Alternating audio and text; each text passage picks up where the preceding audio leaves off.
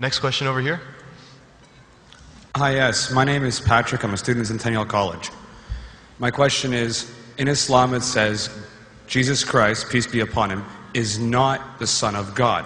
When we are all children of Allah and born of mother and father, for he is only born of a mother, why is he not the Son of God?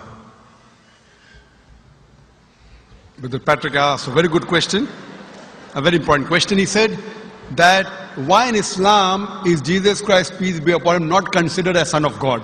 When we all are children of God, he being born of a virgin woman, all the more reason should be. See brother, if you tell we are children of God, in that way I've got no problem at all. If you read the biblical language, if you say that we are children of God and Jesus is Son of God, in that context, meaning he is person who follows the commandment of God, most verily all the messengers of God, they are sons of God. But the problem is, if someone says he is not a normal son, but he is the begotten son, then there's a problem. Because if you read the Bible have got sons, the God has got sons by the tons. If you read the Bible, Adam is son of God, Ephraim is son of God, Israel is son of God. It's mentioned in the book of Romans, chapter number 8. All those who are led by the Spirit of God, they are sons of God. That means if you follow the commandment of God, you're a son of God. I've got no problem with that phrase at all. But today, that phrase has been misunderstood. You know, for example, if a young son asks me a question, I said, Beta, son, it's a very good question. He won't mind because I'm elderly, you know. But if I say that begotten son, that means I'm insinuating him. You know, maybe he'll punch me. Fine. So what do you realize? That using the phrase son of God, in the context that we are children of God, we have no problem. So in that context, all the human beings who follow the commandments of God can be called children of God. No problem. But what the Christian says, that no, Jesus Christ, peace, but it's not a normal son.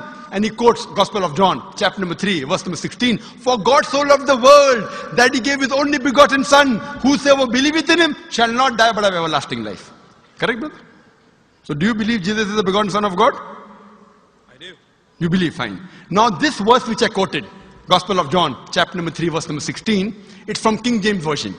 For God so loved the world that he gave his only begotten son. Whosoever believeth in him shall not die but have everlasting life. Now when you read the Revised Standard Version of the Bible, revised by Thaidu scholars, Christian scholars of the highest eminence, backed by 50 different cooperating Christian denominations, they say that this word begotten is an interpolation, it's a fabrication, it's a concoction, it's an adulteration. Who's saying? Not Muslims, not Hindus.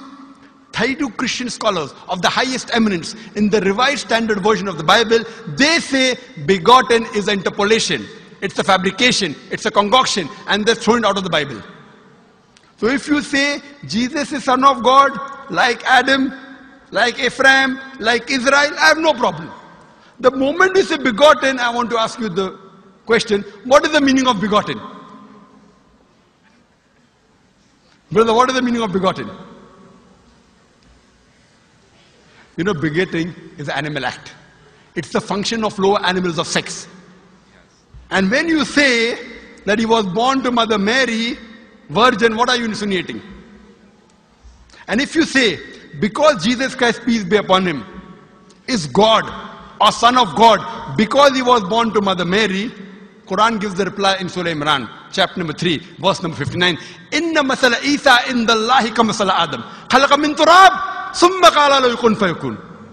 That when they say the similitude of Jesus in front of Allah is the same as Adam. They were born from dust and said, be and it was. If you say that Jesus Christ is God because he had no father and only mother, then Adam, peace be upon him, is a greater God. He had no mother and no father according to the Bible. MashaAllah, you're clapping. I like it. So if you say Jesus is God because he had no father, only mother, Adam is a greater God, peace be upon him. He had no mother, he had no father. I never referred to him as a God, but Son of God. That's right. Fine. So Adam is a bigger son of God. Right or wrong? By your definition, Adam would be a god, for he has no mother nor no father. Not my definition, not my definition. By the definition of the Christian missionaries. By my definition, he is a messenger of God. Because God cannot beget. I told you in my talk. Lam yalid wa lam yulad. He begets not, nor is he begotten. The moment God begets, he is not God. Son of God meaning pious person, I agree. That's the reason Allah subhanahu wa ta'ala in the Quran, in 99 attributes, he has missed out Ab, father. Why? It's a good attribute, but Allah did not mention Ab meaning father because people started having wrong meaning of the word father. So he used the more difficult word Rab, but did not use Ab. Logically it's fine, but Almighty Allah subhanahu wa ta'ala purposely did not use the attribute Ab in the Quran because people will misunderstand. That's the reason English-wise, saying Jesus is the Son of God, meaning messenger of God, I'm with you. But the moment you say begotten Son, I have objection. So you say Jesus is a messenger of God, I say peace be upon him after his name. So I respect Jesus Christ, peace be upon him, more than you, Brother Patrick. Because when I take his name, I have to say peace be upon him. If I do not say that, I'm wrong. So I love Jesus Christ, peace be upon him, more than you. I follow his teaching more than you. And if you want, I can prove it to you. That's a different argument, not for tonight. Sorry? That's a different argument and not for tonight. Okay, fine. I'll give you a few things. Jesus Christ, peace be upon him. Fine? If you read the Bible, he was circumcised on the 8th day. Fine? Majority of all the Muslims are circumcised, the Christians aren't. So if you say Christian means a person who follows the teachings of Jesus Christ, peace be upon him, then it's mentioned in the book of Leviticus, chapter number 11, verse number 7 to 8. It's mentioned in the book of Deuteronomy, chapter number 14, verse number 8. You should not have pork. It's mentioned in the book of Isaiah, chapter 65, verse number 2 to 5. Should not have pork. Muslims don't have pork. Most of the Christians have pork. If you read the book of Ephesians, chapter number 5, verse number 18, in the book of Proverbs, chapter number 20, verse number 1, it says you should not have alcohol. Muslims as a whole don't have alcohol. Most of the Christians have alcohol. If you say Christian means a person who follows the teachings of Jesus Christ, peace be upon him, we Muslims are more Christian than the Christians themselves. We love him. We respect him.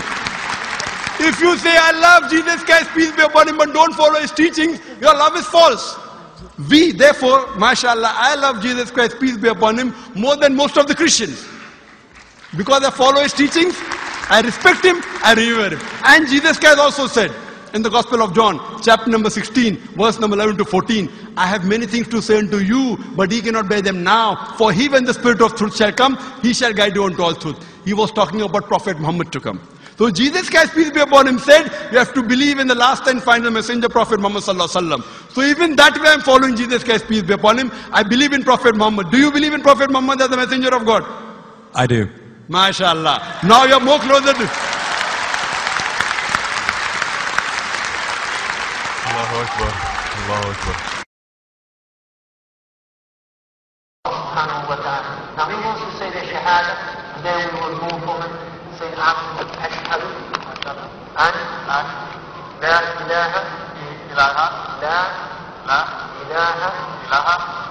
illallah wa ashhad an Muhammad Rasulullah. Rasul Allah. I'm more excited than him. Allahu Akbar. Allahu Akbar. Allahu Akbar. Allahu Akbar. Allahu Akbar. Welcome